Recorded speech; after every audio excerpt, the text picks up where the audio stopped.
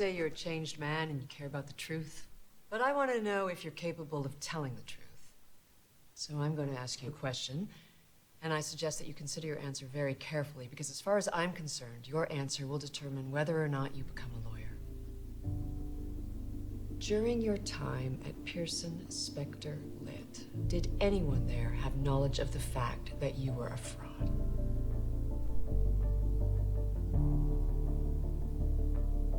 Mr. Ross, did anyone else know? I knew. And if you're looking for a scalp, you can have mine.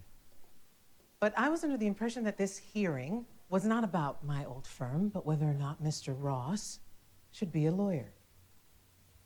I say he should. It doesn't matter what you say. He's already had someone testify for him. I'm not here to talk about him.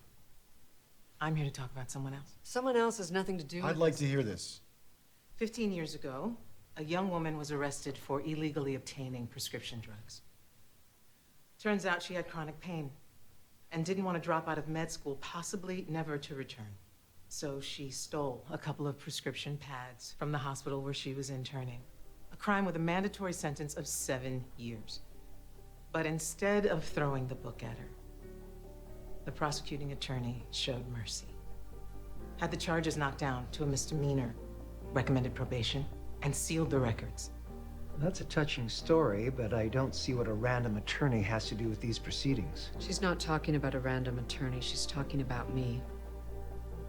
Just because I showed compassion once doesn't mean he deserves it now. Maybe he doesn't. But that young woman is now an ER doctor. She saves lives. And the world's a better place because you saved hers. Thank you, Miss Pearson.